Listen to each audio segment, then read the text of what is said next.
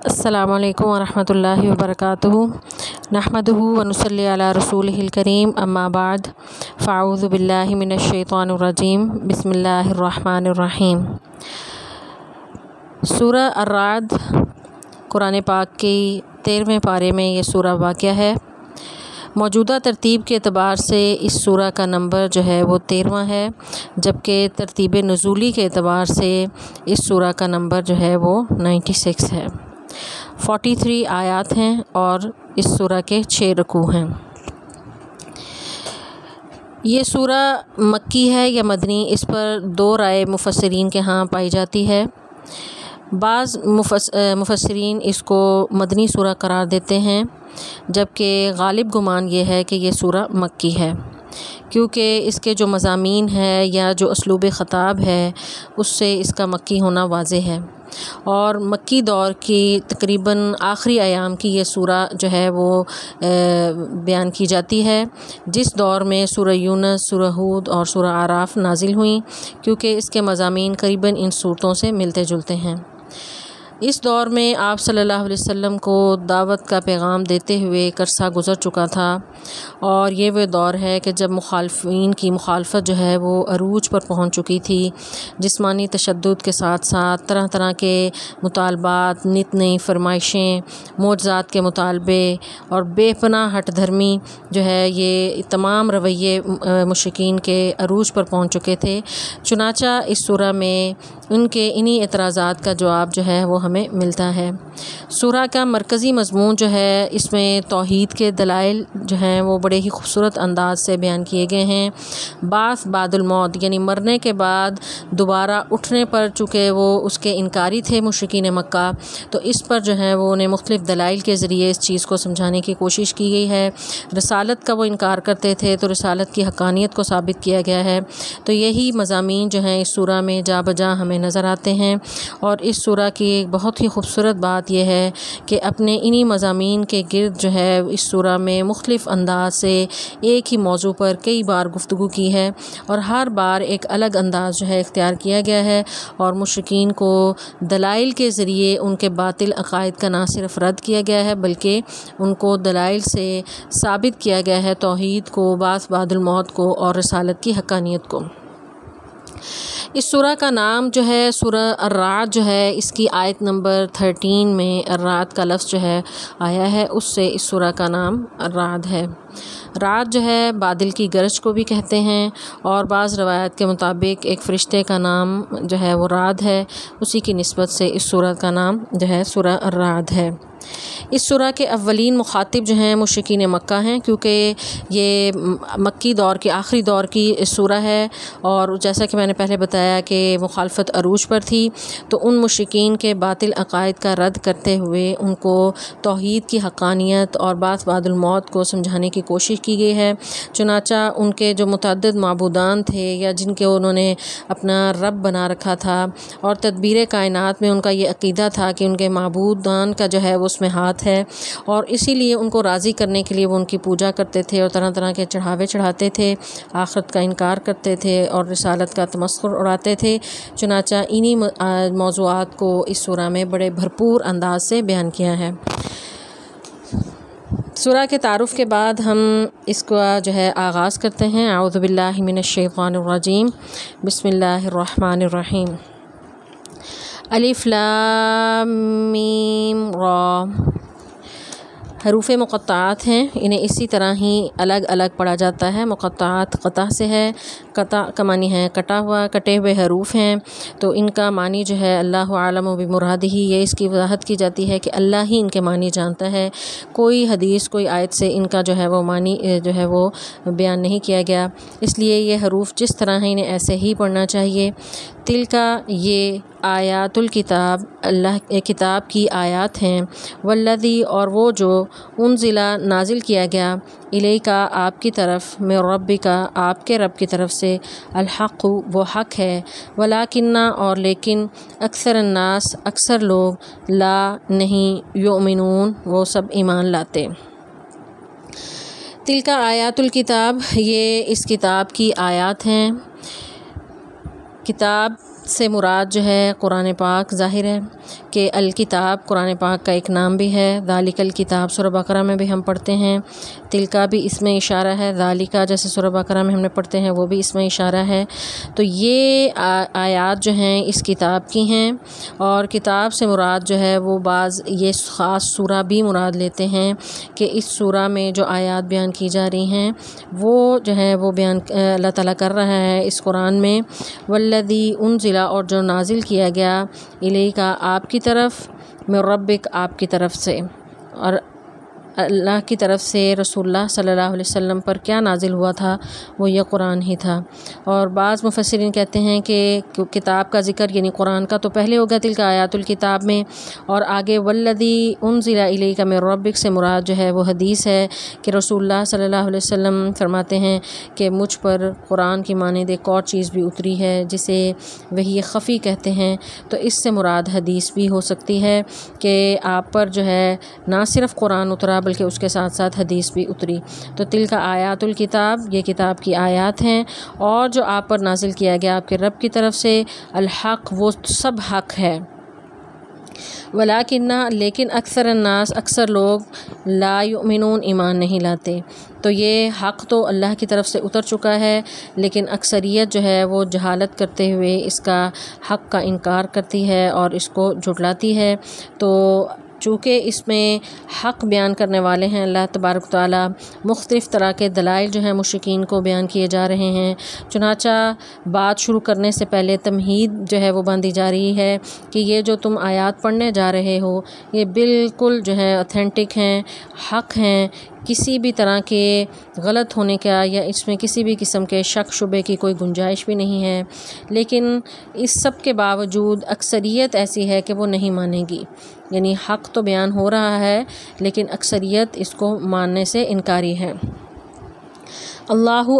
الذی وہ جس نے رفع بلند کیا السماوات آسمانوں کو بغیر عمد ستونوں کے ترونہا تم سب انہیں دیکھتے ہو، ثم پھر استوا بلند ہوا علی العرش عرش پر، وسخر اور مسخر کیا الشمس سورج کو، والقمر اور چاند کو، کل ہر ایک یجری چل رہا ہے، لأجل مسمى ایک مقررہ وقت کے لیے، یدبر وہ تدبیر کرتا ہے، الامر کام کی، یفصل وہ تفصیل سے بیان کرتا ہے، الآیات نشانیاں، لعلکم تاکہ تم بلقائی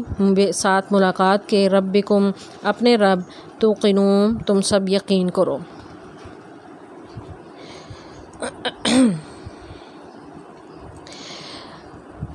کتاب کے حق ہونے کے بتانے کے بعد جو ہے اللہ تبارک و تعالیٰ اپنا تعارف کروا رہے ہیں۔ تو ظاہر ہے ہم اللہ تبارک و تعالیٰ کو تو نہیں دیکھ سکتے، اور کوئی بھی انسانی آنکھ جو ہے وہ قدرت نہیں رکھتی کہ وہ اللہ تعالیٰ کو دیکھ سکے۔ تو اللہ تعالیٰ کی قدرت کی نشانیاں جو ہیں ان کے ذریعے ہی اللہ کو پہچانا جا سکتا ہے۔ چنانچہ اللہ تبارک و تعالیٰ پہلے آسمان میں موجود اپنی قدرت کی نشانیوں کا ذکر کر رہے ہیں، اور اس کے بعد زمین میں موجود نشانیوں کے ذریعے جو ہے اپنی قدرت کو، اپنی عظمت کو بیان کرنے کی جو ہے وہ بیان کیا گیا ہے۔ تو اس آیت میں اللہ تبارک و تعالیٰ فرماتے ہیں اللہ الذی وہ اللہ جس کو یعنی تم جانتے نہیں ہو، اس کو پہچاننے کی کوشش نہیں کرتے ہو، تو وہ ہے وہ ذات جس نے آسمانوں کو بلند کیا، بغیر عمد بغیر ستونوں کے، یعنی بغیر ستونوں کے آسمان کو بلند کر دیا کہ تم دیکھ بھی رہے ہو کہ کوئی تمہیں سہارا نظر نہیں آ رہا کہ کس طرح اللہ تبارک و تعالیٰ نے آسمان کو اٹھا دیا چھت کے طور پر۔ اللہ تعالیٰ قرآن پاک میں دیگر مقامات پر بھی اس چیز کا ذکر کیا ہے کہ تمہارے زمین کو تمہارے لیے بچھونا بنا دیا، آسمان کو تمہارے لیے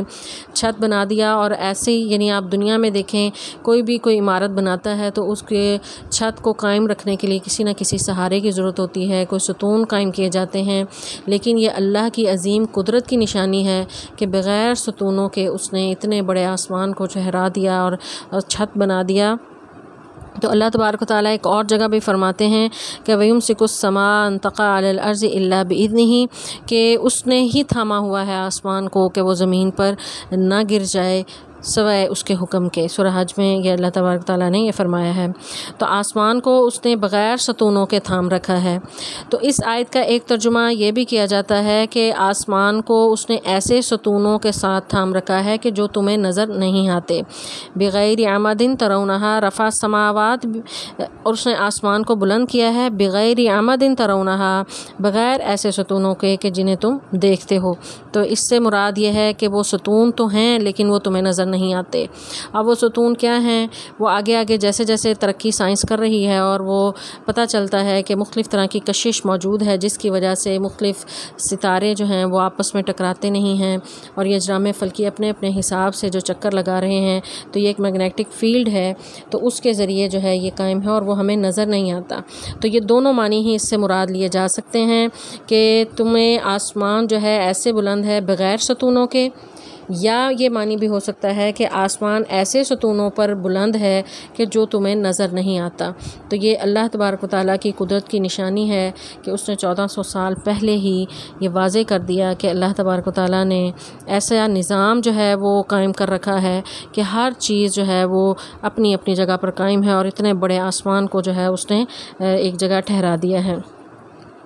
ثم استوى علی العرش، پھر وہ خود جو ہے وہ عرش پر مستوی ہوا۔ استوا کا معنی ہے بلند ہونا، یعنی وہ بلند ہوا، اس کا وہ عرش پر جو ہے متمکن ہوا۔ وسخر الشمس والقمر، اور اس نے مسخر کیا سورج اور چاند کو۔ مسخر کے معنی ہے کسی کام پر لگا دینا یا پکڑ کر رکھنا، یعنی اس نے ان کو تھام رکھا ہے۔ وہ یہ نہیں کہ سورج چاند ستارے آپس میں ٹکرا جائیں، ہر ایک کو اس نے اپنے اپنے جگہ پر اس نے لگا رکھا ہے، اور ہر چیز کو اس نے مسخر کر رکھا ہے کہ وہ جو ان کا کام ہے اس کے مطابق جو ہے وہ چل رہے ہیں۔ کل یجری لاجل مسمى، ہر ایک چل رہا ہے ایک مقررہ مدت تک، یعنی یہ جامد نہیں ہے، اسٹل نہیں ہے، ساقط نہیں ہے، مسلسل یہ سب جو ہیں اجرام فلکی چل رہے ہیں۔ اور آج کی سائنس بھی جو ہے اس بات کا جو ہے وہ ثابت کرتی ہے کہ یہ تمام جو ہیں وہ سیارے اور ستارے اپنے اپنے مدار میں گھوم رہے ہیں، یہ جامد نہیں ہیں۔ تو آج سے 1400 سال پہلے ہی قرآن نے یہ بتا دیا کہ کل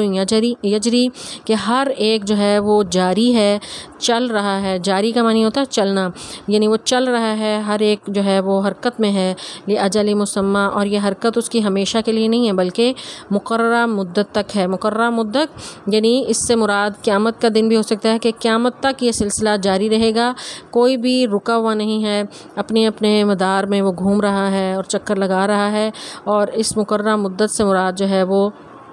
سال بھی ہو سکتا ہے کہ جس طرح چاند جو ہے وہ گھومتا ہے اور اس طرح ایک مہینے میں اپنا وہ سرکل پورا کرتا ہے۔ تو یہ اس سے مراد مقررہ مدت سے دونوں طرح کے معنی لیے جا سکتے ہیں۔ یدبر الامر، وہ تدبیر کرتا ہے کاموں کی، یفصل الآیات، پھر اپنی نشانیاں، آیا سے مراد جو ہے نشانی ہے، یعنی وہ نشانیاں جو ہے وہ تفصیل کے ساتھ بیان کر رہا ہے۔ لعلکم، تاکہ تم بلقاء ربکم، اپنے رب کی ملاقات کا توقنون، تم یقین رکھو۔ تو اس سورہ کے شروع میں نے بتایا تھا کہ اس سورہ میں مشرکین مکہ کے جو باطل عقائد تھے ان کے لیے جو ہیں وہ دلائل بیان کیے گئے ہیں بڑی تفصیل کے ساتھ۔ تو اس آیت میں اجرام فلکی کے ذریعے، آسمانوں کے ذریعے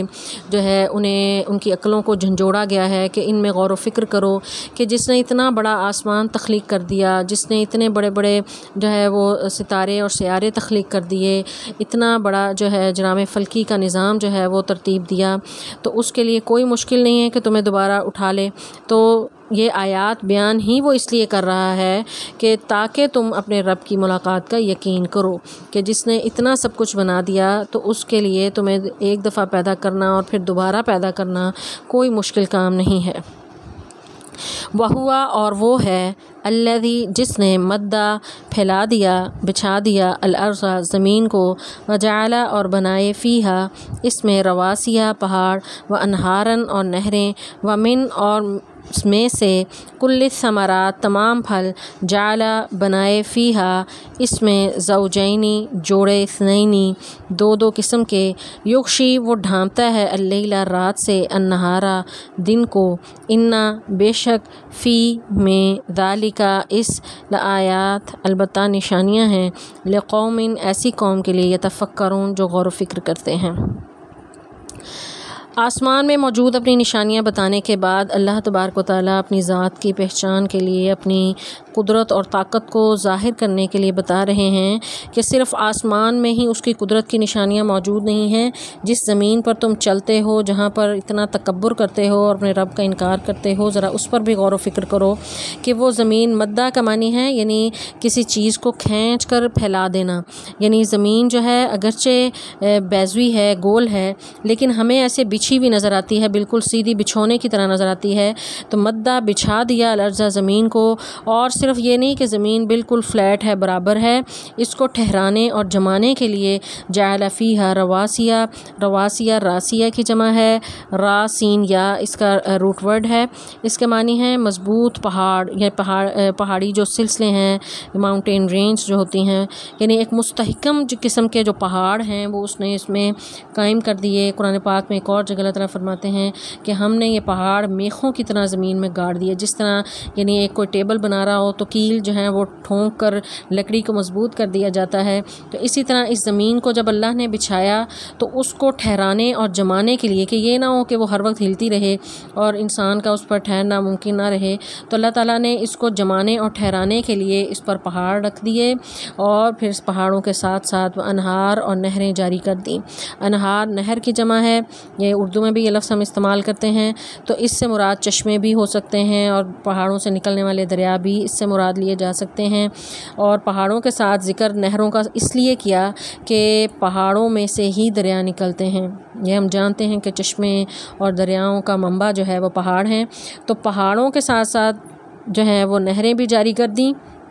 وَمِن كُلِّ الثَّمَرَاتِ، اور اس کے ساتھ ساتھ پھل جو ہیں، یعنی یہاں ثمرات جو ہیں ثمرہ کی جمع ہے، اور اس سے مراد ہر قسم کی پیداوار. صرف اس سے پھل مراد نہیں، پھل سے مراد یعنی جو بھی کوئی پودا، جو بھی وہ اس کا آؤٹ کم ہوتا ہے وہ اس کا پھل ہی کہلاتا ہے. آپ گندم کا بیج لگائیں تو اس کے جو دانے نکلیں گے وہ اس کا پھل ہے. اس کے علاوہ اگر کوئی درخت کوئی بھی لگاتے ہیں، سیب کا درخت ہے، سیب اگتے ہیں، وہ اس کا پھل ہے. تو جو بھی یعنی کوئی پودا جو اس کا آؤٹ کم ہے، جو اس کا پھل کہلاتا ہے، ہر طرح کے پھل اس نے جو ہیں وہ پیدا کیے ہیں. جعل فیہا، اب یہ پھل جو ہیں فیہا، اور یہ بھی جو ہیں زوجین، زوج کی جمع ہے. زوج کہتے ہیں پیر کو، یعنی ہر پھل کے اس نے پیر بنا دیے ہیں، پودوں کے بھی اس نے پیر بنائے ہیں. یہ نہیں کہ یعنی زوج جو ہے یہ نر کے لیے بھی استعمال ہوتا ہے اور مادہ کے لیے بھی. تو اس نے جوڑے جوڑے بنائے، اثنین، دو قسم کے. اثنین جو ہے یعنی دو کے لیے جو ہے عربی میں یہ لفظ استعمال ہوتا ہے، تو اس نے دو جوڑے بنائے. ہر پھل جو ہے، ہر پودا جو ہے اس کا نر اور مادہ ہے، اس کے ذریعے ہی وہ پھل پیدا ہوتے ہیں. اب یہ دیکھیں کہ آج سے 1400 سال پہلے کہ جب اتنا ترقی نہیں انسان نے کی تھی، تو اس وقت اس نے جو ہے یہ بتا دیا کہ یہ میں نے جوڑے پیدا کیے ہیں، اور دو جو ہیں یعنی پودوں میں بھی یہ جو ہے وہ نر اور مادہ موجود ہیں، اور ان کے ذریعے جو ہے وہ اپنا پھل پیدا کرتے ہیں. پھر جو ہے یعنی اس نے یہ دو کا ذکر کر کے یہ بتایا کہ ہر تصویر کا جو ہے وہ دو رخ ہیں، دو جو ہے وہ تضادات ہیں. پھلوں کی پیداوار کو بھی اگر ہم دیکھیں تو اس میں دو طرح کی ورائٹی ہے، اس میں جو ہے مذکر و مؤنث ہوتا ہے. ٹیسٹ کے حوالے سے بھی دیکھیں تو کبھی کھٹا اور میٹھا ہے، کڑوا یا میٹھا ہے. سائز کے حوالے سے بھی دیکھیں تو کبھی چھوٹا سائز ہے، کبھی بڑا سائز ہے. تو یہ اللہ تعالیٰ نے دو کا ذکر اس لیے کیا ہے، تو ہر دو قسم کے جو ہیں وہ اس میں پھل جو ہیں وہ موجود ہیں. پھر آگے اللہ تعالیٰ نے فرمایا کہ یغشی، غشی کا لفظ جو ہے یہ بھی ہم اردو میں استعمال کرتے ہیں. غشی طاری ہونا یعنی کوئی ڈھانپ لینا کس چیز کو، کوئی نظر نہ کچھ آئے،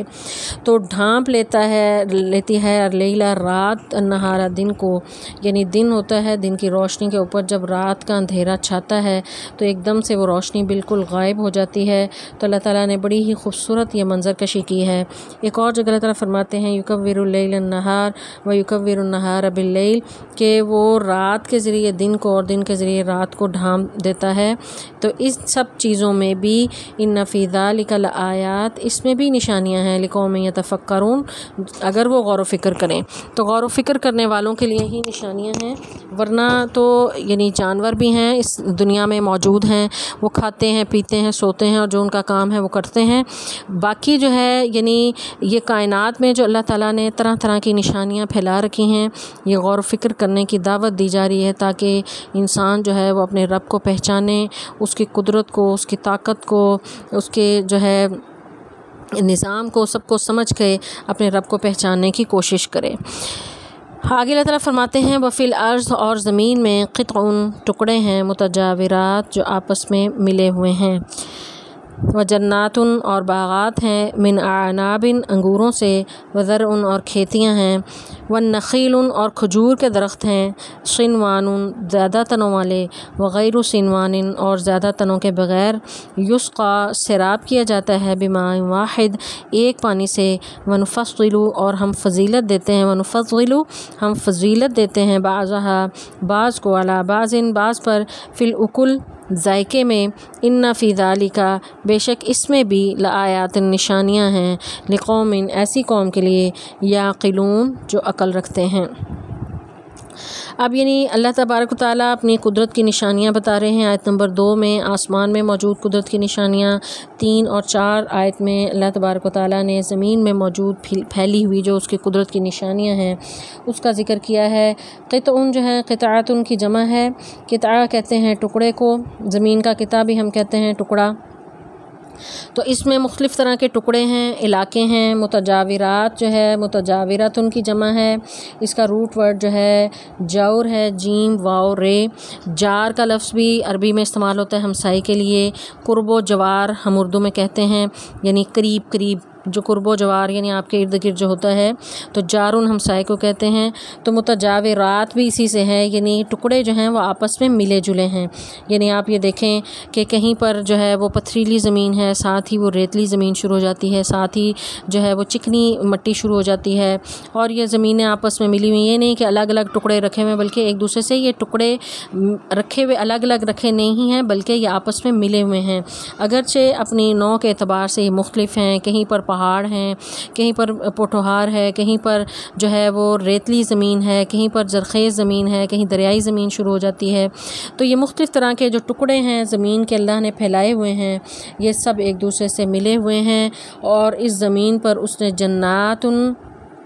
جو ہے، جنت ان کی جمع ہے، باغات ہیں، جنت کہتے ہیں باغ کو، اس میں باغات ہیں، کس چیز کے؟ انگوروں کے، اور کھیتیاں ہیں، اور جو ہے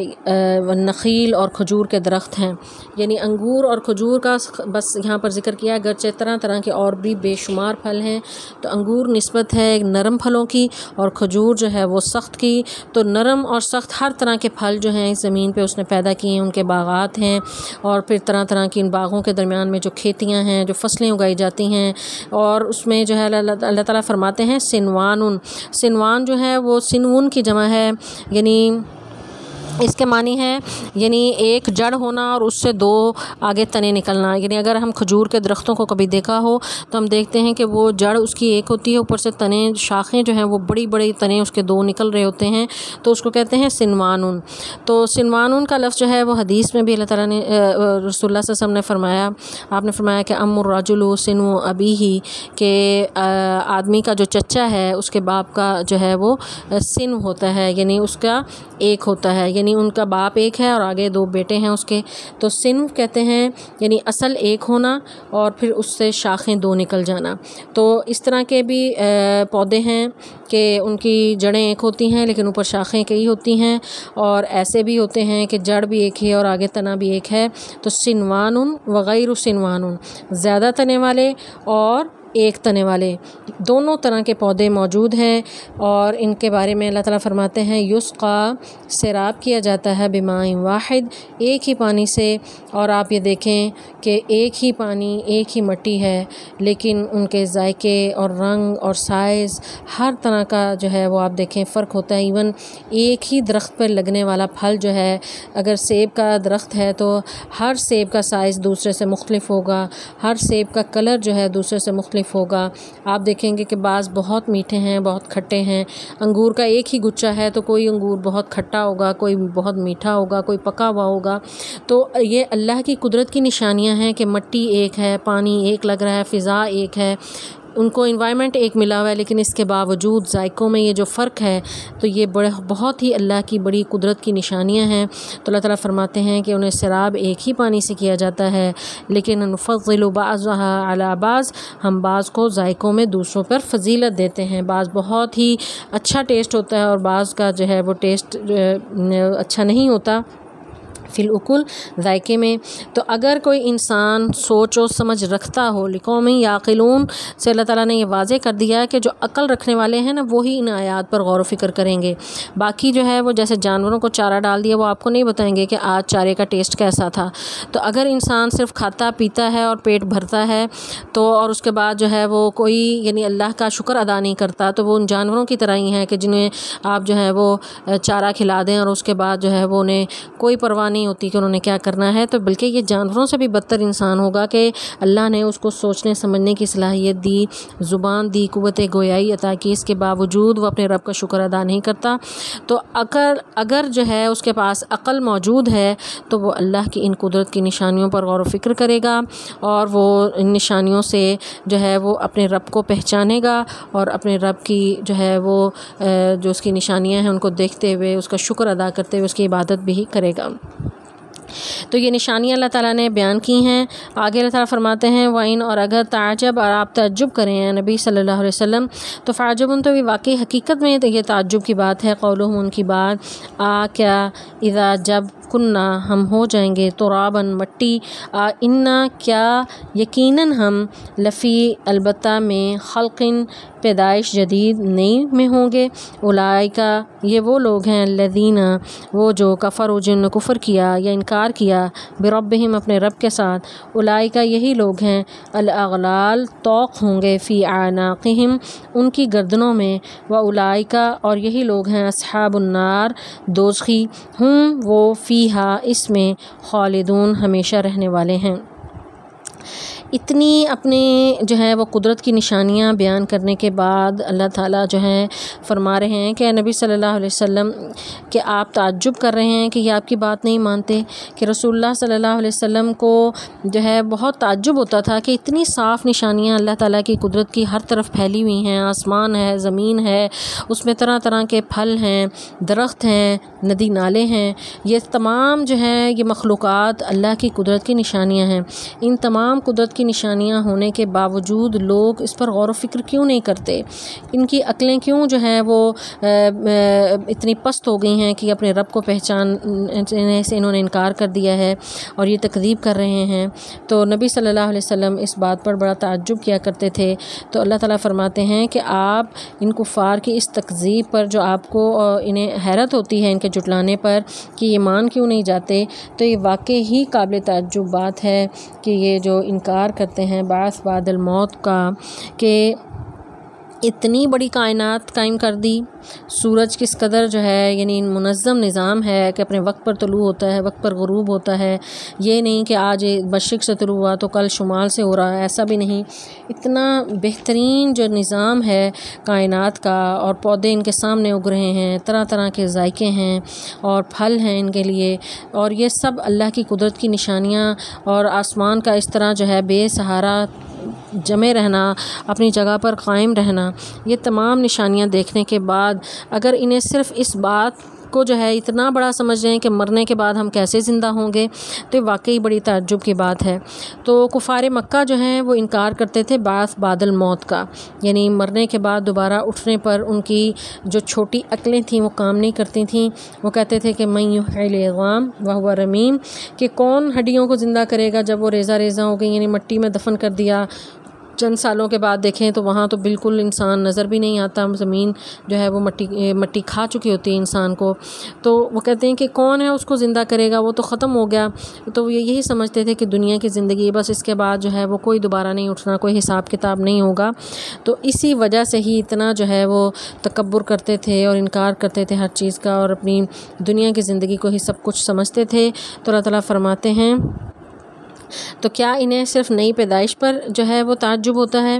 حقیقت یہ ہے کہ یہ اپنے رب کو انہوں نے پہچانا ہی نہیں۔ رب کی حقیقت کو اگر یہ پہچان جاتے تو یہ بالکل اس قسم کی جو ہے وہ اعتراضات جو ہے نہ کرتے کہ جو ہے کون دوبارہ زندہ کرے گا یا بعد الموت کو جو ہے وہ اس کا انکار نہ کرتے۔ تو اللہ تعالیٰ فرماتے ہیں کہ اولئک الذین کفروا بربہم، یہ وہ لوگ ہیں جو اپنے رب کے ساتھ کفر کرتے ہیں، اس کا انکار کرتے ہیں۔ تو قیامت کے دن ان کا انجام کیا ہونے والا ہے؟ الاغلال، غل کی جمع ہے توق یا ہتھکڑی کو کہتے ہیں، یعنی کوئی چیز جو کسی چیز کے اندر چلی جائے اسے توق یعنی کہتے ہیں۔ تو یہاں اس سے مراد ایسے توق مراد ہیں جو گردنوں کے گرد جو ہیں ان کو پہنائے جائیں گے۔ فی اعناقہم، یعنی ان کی اعناق، عنق کی جمع ہے، عنق کہتے ہیں گردنوں کو، تو ان کی گردنوں کے گرد جو ہے وہ توق پہنا دیے جائیں گے، اس وجہ سے کہ دنیا میں بھی یہ تکبر کرتے تھے اور ان گردنیں اکڑا کر رکھتے تھے، ان کے سر جھکتے نہیں تھے اپنے رب کے سامنے۔ تو قیامت کے دن اگرچہ ندامت کی وجہ سے یہ سر جھکانا چاہیں گے، لیکن اللہ تبارک و تعالیٰ ان کے گردنوں میں ایسے توق پہنائیں گے کہ اس کی وجہ سے ان کی گردنیں ایسے اکڑی رہیں گی، یہ جھکانا بھی چاہیں تو نہیں جھک سکیں گے، کہ جو دنیا میں رب کے سامنے سر نہیں جھکاتا تو قیامت کے دن بھی وہ اس کو جھکانے کی یہ صلاحیت اس سے لے لی جائے گی، اور ان توق ان کے گلوں میں پہنا دیے جائیں گے، اور وہ گردنیں ان کی ایسے تنی ہوئی اور اکڑی ہوئی ہوں گی۔ اولئک اصحاب النار، یہ لوگ ہیں دوزخی، ہم فیہا خالدون، اس میں ہمیشہ ہمیشہ رہنا ہے۔ تو یعنی مشرکین کا انجام کیا ہونے والا ہے وہ اللہ تبارک و تعالیٰ نے اس آیت میں بتایا کہ بعد الموت کے انکار کرنے والوں کا انجام جو ہے وہ یہ ہے کہ قیامت کے دن گردنوں کے گرد جو ہے وہ توق ہوں گے اور وہ ہمیشہ رہنے والی جہنم میں آگ میں ڈالے جائیں گے۔ وَيَسْتَعْجِلُونَكَ، اور وہ جلدی طلب کرتے ہیں، یعنی اس کا اصل ورڈ جو ہے عین جین لام ہے، عجل کہتے ہیں جلدی، تو یستعجلونک، وہ آپ سے جلدی طلب کرتے ہیں، بالسیئہ، برائی کو، قبل الحسنہ، بھلائی سے پہلے، وقد، اور حالانکہ تحقیق، خلط، گزر چکی، من قبلہم، ان سے پہلے، مثلات، مثالیں، وَإِنَّ رَبَّكَ، بے شک تیرا رب، لذو مغفرہ، البتہ مغفرت کرنے والا ہے، للناس، لوگوں کے لیے، علی ظلمہم، ان کے ظلم پر، وَإِنَّ رَبَّكَ، اور بے شک تیرا رب، لشدید العقاب، بہت سخت سزا دینے والا ہے۔ سرکشی اور ہٹ دھرمی ان مشرکین کی اس قدر بڑھ چکی تھی کہ وہ رسول اللہ صلی اللہ علیہ وسلم کی پر جو قرآن نازل ہوا، اس پر جو اللہ تعالیٰ نے اپنی قدرت کی نشانیاں جو ذکر کی تھیں، بجائے اس کے کہ وہ اس پر غور و فکر کرتے، انہوں نے ہٹ دھرمی کا رویہ اختیار کیا اور تمسخر اڑانے کا رویہ اختیار کیا۔ تو سرکشی اور ہٹ دھرمی اس قدر بڑی کہ انہوں نے کہا کہ جب لے آؤ عذاب، جس کا ہمیں ہر وقت تم ڈراوے دیتے رہتے ہو، تو وہ عذاب جو ہے وہ کب آئے گا؟ تو اللہ تعالیٰ فرماتے ہیں قد خلت من قبلہم مثلات، تو اس طرح کی مثالیں اس سے پہلے بھی گزر چکی ہیں۔ مثلات، مثلہ کی جمع ہے، یعنی مانند ہونا، مثل ہم اردو میں بھی یہ لفظ استعمال کرتے ہیں کہ ایک چیز دوسرے کی مثل ہونا، یعنی اس کی مانند ہونا۔ تو اس طرح کے مثالیں جو ہیں، یعنی مثال کا لفظ بھی اسی سے ہے، مثلات، یعنی اس طرح کی مثالیں اس سے پہلے بھی گزر چکی ہیں۔ تو سورہ ہود میں ہم پڑھ رہے ہیں کہ ان قوموں نے بھی اپنے پیغمبروں سے جو ہے وہ عذاب مانگا تھا، اور وہ جو ہے وہ بہت جلد بازی کر رہے تھے کہ کیوں نہیں وہ عذاب آ رہا جس کی تم ہر وقت ہمیں دھمکی دیتے ہو، اور کب جو ہے وہ عذاب آئے گا جس کا تم جو ہے ہم سے وعدے کر رہے ہو۔ تو اللہ تعالیٰ جو ہے فرماتے ہیں کہ کس قدر تعجب کی بات ہے کہ اتنی یہ جلدی کر رہے ہیں برائی کے لیے، کہ حالانکہ چاہیے یہ تھا کہ یہ سلامتی مانگتے، تو انہوں نے برائی کو ترجیح دی بھلائی پر، تو جلدی طلب کرتے ہیں برائی کو بھلائی سے پہلے، تو عذاب کو مانگ رہے ہیں بجائے اس کے کہ یہ حق کو مانگتے اور اللہ سے دعا کرتے کہ جو حق ہے وہ ہمیں پتہ چل جائے۔ تو یہ کہہ رہے ہیں کہ عذاب کیوں نہیں آتا، یعنی حق کو قبول، جب دلائل ان کے پاس ختم ہو گئے اور ہر بات ان کو کچھ سمجھ نہ آئی، تو یہ بجائے اس کے کہ اس بات پر جو ہے وہ نبی کی بات کو مان لیتے، انہوں نے اپنے تکبر اور فخر کی وجہ سے انہوں نے کہا کہ لے آؤ پھر وہ عذاب جس کے بارے میں تم کہتے ہو۔ تو مشرکین مکہ کے بیان جو ہے اللہ تعالیٰ نے ایک اور جگہ بھی نقل کیا ہے کہ یہ کہتے ہیں کہ لے آؤ تم آسمان سے جو ہے وہ عذاب کو اور ہمارے پر۔ تو یہ دیگر قومیں بھی اس طرح کے عذاب جو ہیں اس کا مطالبہ کرتی رہی ہیں، اپنے جرائم سے باز آنے کی بجائے، شرک سے باز آنے کی بجائے، گناہوں سے باز آنے کی بجائے، تکبر اور فخر کی وجہ سے انہوں نے جو ہے وہ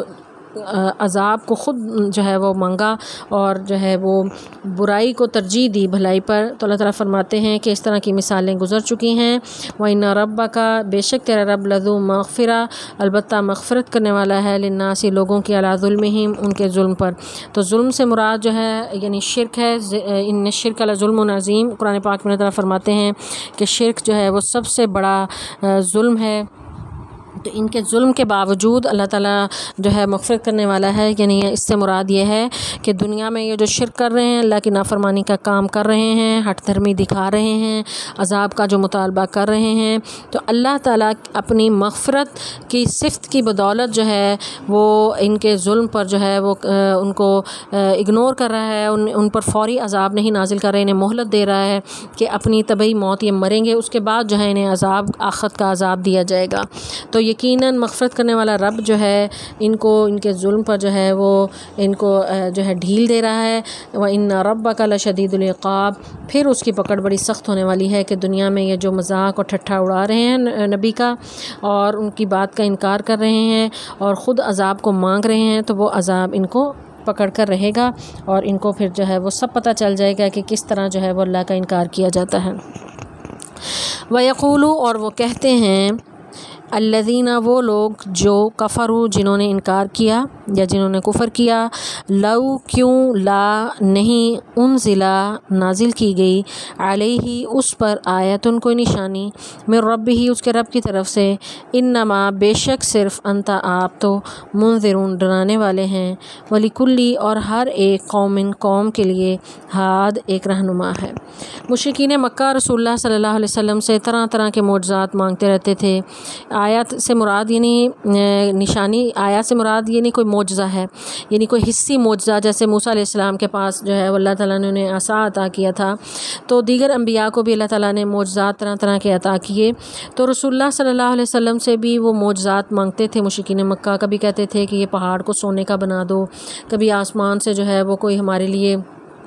کوئی نعمتیں نازل ہو جائیں، تو طرح طرح کے مطالبے، کبھی چاند کو 2 ٹکڑے کرنے کا مطالبہ، تو یہ مطالبات ان کے جو ہیں اس قسم کے یہ سلسلہ ان کا جاری رہا۔ تو وہ کہتے تھے کہ کافر لوگ کہتے تھے کہ کیوں نہیں اس پر کوئی نشانی اترتی۔ ایک اور جو ہے وہ ہم نے سورہ یونس میں پڑھا کہ وہ کہتے ہیں کہ اس کے ساتھ کوئی فرشتہ کیوں نہیں نازل ہوا کہ جو اس کے ساتھ ساتھ چلتا، اور یعنی اس طرح کی مطالبات جو ہیں وہ کرتے تھے۔ تو اللہ تعالیٰ فرماتے ہیں کہ رسول کا کام یہ نہیں ہے کہ لوگوں کو تسلی دینے کے لیے وہ اس طرح کے حصی معجزات لے کر آئے۔ اللہ تعالیٰ جو اپنی طرف سے خود عطا کرتے ہیں تو وہ ہر پیغمبر کو اللہ نے عطا کیے، اور اس دور کے مطابق جو ہے ان کے تقاضوں کے مطابق اللہ تعالیٰ نے معجزات عطا کیے۔ تو رسول اللہ صلی اللہ علیہ وسلم کو یہ قرآن ہی سب سے بڑا معجزہ عطا کیا، اسی کا ہی وہ انکار کر رہے ہیں کہ خود انہیں قرآن کی سمجھ نہیں آتی تھی۔ کبھی کہتے تھے ما ھذا قول البشر، یہ بشر کا کلام نہیں ہو سکتا، کبھی کہتے تھے یہ شعر و شاعری ہے، کبھی کہتے تھے یہ مجنون کا کلام ہے۔ تو انہیں خود قرآن کی سمجھ نہیں آ رہی تھی، تو انہیں اس سے قرآن کے اس عظیم قرآن کو دیکھ کر انہیں سمجھ جانا چاہیے تھا کہ یہ کسی مخلوق کا کلام نہیں، خود کہتے تھے اپنی زبان سے، تو اس سے ہی سمجھ جاتے کہ یہ خالق کا کلام ہے، اس پر ایمان لے آتے۔ تو قرآن کو ماننے کے بجائے یہ مزید حصی معجزات کا جو ہے وہ مطالبات کر رہے تھے۔ تو اللہ تعالیٰ فرماتے ہیں کہ ہم یہ معجزات جو ہیں ان پر نہیں اتارنے والے۔ کیوں نہیں؟ کہ اس سے پہلے بھی یہ معجزات اترے تھے اور ان قوموں نے انکار کیا، جس طرح صالح علیہ السلام کی قوم پر اللہ تعالیٰ نے معجزانہ طور پر اونٹنی جو ہے پہاڑ پھاڑ کر وہ نکل آئی تھی، یہ معجزہ تھا۔ انہوں نے کیا کیا؟ ایمان تو نہیں لائے، معجزہ خود مانگا تھا لیکن انکار کر دیا، اور پھر نہ صرف انکار کیا بلکہ گستاخی کرتے ہوئے اس اونٹنی کی کونچیں کاٹ دیں، تو پھر ان کے پر عذاب آیا۔ تو اللہ تعالیٰ فرماتے ہیں سورہ بنی اسرائیل میں وما منعنا ان نرسل بآیات الا ان کذب بها الاولون، کہ کس چیز نے ہمیں منع کیا ہے کہ ہم کوئی معجزات نہ اتاریں سوائے اس کے کہ پہلوں نے بھی انکار کیا۔ تو یہ معجزات اللہ تعالیٰ اس ٹائپ کے کیوں نہیں اتار رہے کہ یہ کہہ رہے ہیں کہ یہ پہاڑ کو سونے کا بنا دو، یا کوئی فرشتہ تمہارے ساتھ اترتا ہو میں نظر آئے اور جو تمہارے ساتھ چلتا پھرتا ہو۔ تو یہ معجزات اللہ تعالیٰ کیوں اس قسم کے ان کے مطالبات کو نہیں مان رہے کہ جب معجزات کسی قوم پر آ جاتے ہیں تو پھر وہ قوم معجزے کا انکار کرے تو اس کے بعد کوئی گنجائش نہیں ہوتی معافی کی، پھر اللہ تعالیٰ کا عذاب ہی اترتا ہے۔ جس طرح قوم سمود پر اللہ تعالیٰ نے معجزہ جو انہوں نے مانگا تھا ان کو وہ عطا کر دیا گیا اور انہوں نے اس کے بعد اس کا انکار کیا تو پھر اللہ کا عذاب ان پر آیا اور وہ قوم جو ہے وہ تباہ کر دی گئی۔ تو رسول اللہ صلی اللہ علیہ وسلم کی امت کو جو ہے وہ اللہ تعالیٰ نے قیامت تک کے لیے یہ دین کو قائم کرنا تھا۔ اللہ تعالیٰ نے انہیں مہلت دی اور اللہ تعالیٰ نے جو ہے یعنی فرما رہے ہیں کہ ہم نے پیغمبر کا کام یہ نہیں ہے کہ تمہیں جو ہے وہ تسلی دیتا پھرے ہر بندے کو، اس کا کام صرف جو ہے اپنے رب کا پیغام پہنچانا ہے۔ پیغمبر کا مطلب یہ کہ پیغام پہنچانے والا، انما انت منذر، اللہ تعالیٰ فرماتے ہیں کہ آپ صرف جو ہیں وہ ڈرانے والے ہیں۔ انہیں بتا دیں کہ میں تمہیں بتا رہا ہوں کہ مرنے کے بعد تم نے اٹھنا ہے، اللہ کے سامنے حساب دینا ہے، جنت اور جہنم جو ہے وہ تمہارا انجام ہو سکتا ہے، تو تمہیں اللہ سے ڈرنا چاہیے اور ان برے کاموں سے باز آنا چاہیے۔ تو میں تو محض یہ ڈرانے کے لیے آیا ہوں۔ وَلِكُلِّ قَوْمٍ ہاد، ہر قوم کے لیے ایک ہادی مقرر ہوتا ہے، تو میں تمہارے لیے ہادی ہوں۔ ہادی کا معنی ہوتا ہے یعنی راہ دکھانے والا، پیغام پہنچانے والا، لوگوں کو صحیح راستے پر چلانے والا، خیر و بھلائی کی طرف لے جانے والا، اچھے انجام کی طرف لے جانے والا۔ تو میں تو صرف ہادی ہوں، خیر اور بھلائی کی طرف لے جانے کے لیے تمہاری رہنمائی کر رہا ہوں اور تمہیں عذاب سے ڈرا رہا ہوں۔ تو یہ تم طرح طرح کے جو مطالبات مجھ سے کر رہے ہو، یہ مطالبات جو ہیں وہ تمہارے نہیں مانے جائیں گے۔ تو یہ جو ہے یعنی سورہ رعد میں ہی ایک اور جگہ اللہ تعالیٰ فرماتے ہیں فَإِنَّمَا عَلَيْكَ الْبَلَاغُ وَعَلَيْنَا الْحِسَابُ، کہ اے نبی صلی اللہ علیہ وسلم آپ کا کام صرف پہنچانا ہے، ان کا حساب لینا ہمارا کام ہے کہ یہ جو کر رہے ہیں، بات مانتے ہیں نہیں مانتے ہیں، کیا کر رہے ہیں، کہ اللہ کے بتائے ہوئے راستے پر چلتا ہے یا شیطان کے بتائے ہوئے راستے پر چلتا ہے، تو اس کا انجام کیا ہوگا یہ اللہ کے ذمہ ہے۔ رسول کا کام جو ہے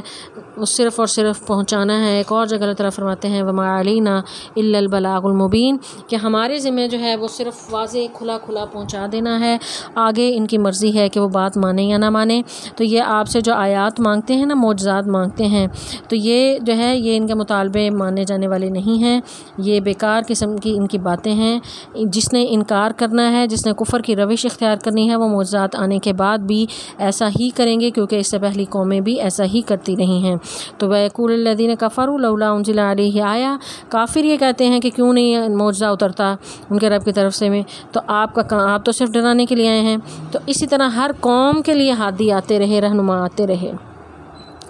آگے اللہ تعالیٰ فرماتے ہیں اللہ یعلم، اللہ جانتا ہے، ما تحملو، جو اٹھاتی ہے، کلو، ہر انثی مادہ، وما تغیظ، اور جو کم کرتے ہیں، الارحام رحم، وما تزداد، اور جو زیادہ کرتے ہیں، وکل شیء، اور ہر چیز، عندہ اس کے ہاں، بمقدار ایک اندازے کے ساتھ ہے۔ اپنی قدرت کی نشانیاں بتاتے ہوئے اللہ تعالیٰ ایک اور اپنی قدرت کی نشانی بتا رہے ہیں کہ تم اس رب کو نہیں پہچانتے جس کا تم انکار کر رہے ہو، تمہیں اندازہ نہیں کہ وہ رب کی قدرت اور طاقت کتنی ہے،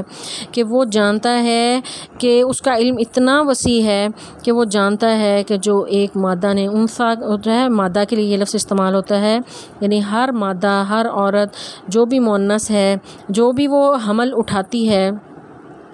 اور جو بھی اس کے رحم میں کوئی بھی چیز کم ہوتی ہے، تغیث جو ہے غین یا غاد جو ہے اس کا روٹ ورڈ ہے، غیث کا لفظ جو ہے اس سے پہلے ہم نے سورہ ہود میں پڑھا تھا، وغیظ الماء،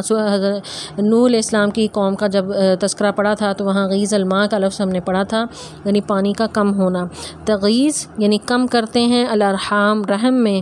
رحم جو ہے وما، اور جو تزداد جو زیادہ کرتے ہیں، تزداد زیادہ سے ہے، اردو میں بھی یہ لفظ استعمال ہوتا ہے۔ تو رحم جو کم کرتے ہیں اور جو زیادہ کرتے ہیں وہ سب کچھ وہ جانتا ہے، یعنی اس سے مراد یہ ہے کہ رحم میں جو حمل ہے وہ کم ہو رہا ہے وہ یا زیادہ ہو رہا ہے، وہ ہر چیز کو خوب جانتا ہے۔ تو اس سے مراد بذات خود رحم بھی ہو سکتا ہے کہ رحم کا سکڑنا یا بڑھنا وہ بھی مراد ہے، کہ آپ دیکھیں کہ اس کی شیپ کس طرح اللہ تعالیٰ چینج کرتے ہیں کہ وہ بڑھنے کے ساتھ ساتھ حمل کے ساتھ وہ پھٹتا نہیں ہے، کہ اللہ تعالیٰ نے اس میں اتنی فلیکسیبلٹی رکھی ہے کہ وہ وقت کے ساتھ ساتھ بڑھتا ہے، اور جب اس کے گھٹنے کا وقت آتا ہے اللہ کے حکم سے پھر وہ اسی طرح ہی پھر وہ اپنی جگہ پر آ جاتا ہے۔ تو یہ بھی اللہ کی بڑی قدرت کی نشانی ہے۔ وَكُلُّ شَيْءٍ عِندَهُ بِمِقْدَار، اور ہر چیز کا جو ہے اس کے ہاں جو ایک اندازہ ہے، تو پورا اندازہ جو ہے اس کے پاس موجود ہے۔ اللہ تعالیٰ فرماتے ہیں کہ وَيَعْلَمُ مَا فِي الْأَرْحَامِ، سورہ لقمان میں، کہ وہ جانتا ہے کہ رحموں میں کیا ہے۔ پھر سورہ آل عمران میں اللہ تعالیٰ فرماتے ہیں هُوَ الَّذِي يُصَوِّرُكُم فِي الْأَرْحَامِ كَيْفَ يَشَاءُ، کہ وہ تمہاری تصویر بناتا ہے رحموں میں جیسی وہ چاہتا ہے۔ تو رحم جو ہے اس میں جو کم ہوتا ہے یا زیادہ ہوتا ہے، تو وہ اس سے یہ سب اللہ تعالیٰ کے علم میں ہے۔ تو اس سے مراد جو ہے حمل کا وزن اور اس کی مدت بھی اس سے مراد ہو سکتی ہے کہ کتنا عرصہ یہ حمل ٹھہرا رہے گا اور کب جو ہے وہ بچہ دنیا میں آئے گا، یہ مدت کا بھی صرف رب کو پتہ ہے، اور اس بچے کا وزن کتنا ہوگا اس کا وزن کا علم بھی اس کے رب کے پاس ہے۔ جتنی بھی میڈیکل سائنس ترقی کر چکی ہے سب جو ہے یعنی اندازہ لگا لیے جاتے ہیں، لیکن اس کے باوجود حتمی وقت اور حتمی تاریخ جو ہے وہ کوئی نہیں بتا سکتا۔ یہ رب کے علم میں ہے کہ کب جو ہے کوئی بچہ اس دنیا میں آئے گا، کب جو ہے، اور وہ اس کا وزن کتنا ہوگا، نر ہے یا مادہ ہے، یہ تمام علم جو ہے وہ اللہ کے پاس ہے، اور اللہ تعالیٰ جو ہے ہر چیز کا خوب علم رکھنے والا ہے۔ آگے اللہ تعالیٰ فرماتے ہیں عالم الغیب، وہ جاننے والا ہے غیب کا، والشہادہ، اور ظاہر کا، الکبیر، بہت بڑا ہے، المتعال، نہایت بلند ہے۔ یعنی غیب اور حاضر کا وہ جاننے والا ہے، وہ باتیں بھی وہ جانتا ہے جو انسان کے حواس خمسہ سے جو ہے وہ باہر ہیں۔ کہ آپ دیکھیں کہ اس سے پہلے جو رحم کا ذکر ہوا ہے کہ ایک ماں جس کے پیٹ میں بچہ ہوتا ہے وہ خود اس بچے کو جو ہے وہ نہیں دیکھ سکتی، جو حالانکہ اس کے وجود کا حصہ ہے، وہ اس کو نہیں دیکھ سکتی، اپنی مرضی سے اس کی نوک پلک نہیں سنوار سکتی۔ اللہ تعالیٰ نے اس پورے نظام کو، انسان کی تخلیق کے پورے نظام کو اپنے جو ہے کنٹرول میں رکھا ہے، انسانوں کے کنٹرول میں نہیں دیا۔ تو اسی سے ہی اس کی قدرت کی نشانیوں کا پتہ چلتا ہے کہ کس قدر جو ہے وہ طاقت اور قدرت رکھنے والا ہے۔ اور رحم کے اندر جو بچہ موجود ہوتا ہے فی ظلمات الثلاث، اللہ تعالیٰ فرماتے ہیں کہ 3 پردوں کے پیچھے ہوتا ہے، تو وہ ان پردوں کے پیچھے بھی اس کو دیکھ رہا ہے اور اس کو تخلیق کر رہا ہے، اس جو دنیا میں آنے والا ہے، اور اللہ تعالیٰ ان رحموں کے بڑھنے اور گھٹنے کو بھی کنٹرول کر رہا ہے۔ ہر غیب اور ظاہر کو وہ اس طرح جانتا ہے کہ جس طرح جو ہے ہمارے لیے کوئی ظاہر چیز نظر آتی ہے تو غیب کی چیز بھی اس کو اسی طرح ہی نظر آتی ہے، کچھ بھی اس سے پوشیدہ نہیں ہے۔ کوئی بھی چیز جو سامنے نظر آ رہی ہے یا وہ پوشیدہ ہے، اللہ کے لیے وہ ایک جیسی ہے۔ الکبیر، وہ بہت بڑا ہے۔ المتعال، متعال عالی سے ہے، علو عین لام واو اس کا روٹ ورڈ ہے۔ تو جس طرح ہم اللہ کے ساتھ تعالیٰ کا لفظ استعمال کرتے ہیں، اللہ تعالیٰ ہم کہتے ہیں، تو تعالیٰ کا معنی ہے بلند، تو وہ بہت بڑا، بہت ہی بلند ہے۔ تمہاری تو وہاں تک اپروچ ہی نہیں ہے کہ جہاں تک اللہ تعالیٰ کی بلندی ہے، اللہ تعالیٰ کی قدرت کی نشانیاں ہیں، کس طرح جو ہے وہ اس نے ہر چیز کو اپنے کنٹرول میں رکھا ہوا ہے، ہر چیز کا جو ہے وہ راز وہ جانتا ہے، غیب اور پوشیدہ کا علم رکھنے والا ہے۔ تو اس کے علم کے سامنے ہمارا علم تو کچھ بھی نہیں ہے۔ تو اس رب کو پہچاننے کی کوشش کرو، اس رب کی عبادت کرنے کی کوشش کرو۔ آگے اللہ تعالیٰ فرماتے ہیں سواء، برابر ہے، منکم، تم میں سے، من جو اسرّا چھپائے، القول بات کو، ومن اور جو جہرا ظاہر کرے، بھی اس کو، ومن اور جو ہوا وہ مستخفن چھپانے والا ہو، باللیل رات کو، وساربن اور چلنے پھرنے والا ہو، بالنہار دن کو۔ مختلف طرح کی کیفیتیں اور حالتیں بتا کر اللہ تعالیٰ فرماتے ہیں کہ تم جس بھی کیفیت اور حالت میں ہو، جس طرح کے حال میں بھی ہو، اللہ تعالیٰ اس سب کو جاننے والا ہے۔ اور سر جو ہے یعنی کہتے ہیں راز کو، جہر جیم ہے رے جو ہے اس کا روٹ ورڈ ہے، یعنی ظاہر کر کے بات کرنا، چھپ کر کوئی بات کرے، چیخ کر کوئی بات کرے، اعلان کرے، یا سرگوشی کر رہا ہو، ایون کہ کوئی دل میں بات بھی چھپائی ہوئی ہو، ایون کہ اس کے ذہن میں کوئی خیال بھی آیا ہو، دل کا کوئی وسوسہ بھی ہو، وہ ہر چیز کو جانتا ہے، اس کے لیے سب ایک برابر ہے۔ یعنی کو تم سرگوشی کر رہے ہو یا اونچی آواز میں بات کر رہے ہو، اللہ کے لیے وہ ایک سی ہے۔ تمہارے دل کے وسوسے اور خیالات ہیں یا تم لاؤڈ سپیکر میں کوئی اعلان کوئی بات کر رہے ہو، وہ اللہ کے لیے سب ایک جیسا ہے۔ اللہ تعالیٰ فرماتے ہیں سورہ ہود میں یعلم ما یسرون وما یعلنون، کہ وہ جانتا ہے جو تم چھپاتے ہو، جو تم ظاہر کرتے ہو، ہر چیز کو وہ جاننے والا ہے۔ سورہ قاف میں اللہ تعالیٰ فرماتے ہیں وَلَقَدْ خَلَقْنَا الْإِنسَانَ وَنَعْلَمُ مَا تُوَسْوِسُ بِهِ نَفْسُكَ، کہ ہم نے انسان کو پیدا کیا اور تو کیا جو ہے ہم یہ بھی جانتے ہیں کہ اس کے دل میں جو وسوسے اور خیالات اٹھتے ہیں، کہ انسان کو پیدا کر کے یہ نہیں کہ اللہ تعالیٰ نے ایسے چھوڑ دیا، اس کو مکمل کنٹرول اس کا جو ہے اللہ تعالیٰ کے ہاتھ میں ہے۔ وہ دلوں کے وسوسے اور زبان سے جو بات ظاہر ہوتی ہر چیز کو وہ خوب جاننے والا ہے۔ ومن ہوا مستخفن، اور جو چھپانے والا، مستخفن فا یا جو ہے اس کا روٹ ورڈ ہے، خفی کا لفظ جو ہے یعنی خفیہ کا اردو میں بھی ہم استعمال کرتے ہیں، تو خفیہ کہتے ہیں چھپی ہوئی چیز، یعنی کوئی چھپا ہوا ہو باللیل رات کو، وہ سارب سراب سے ہے، جیسے یعنی سراب کہتے ہیں ریفلیکشن، یعنی کہ اگر کبھی موٹر وے پہ سفر کرنے کا ایکسپیرینس ہو تو دھوپ میں سامنے روڈ ایسے لگتی ہے جیسے کوئی پانی ہے، لیکن جب قریب جاتے ہیں تو وہ کچھ بھی نہیں ہوتا، تو اس کو کہتے ہیں سراب۔ تو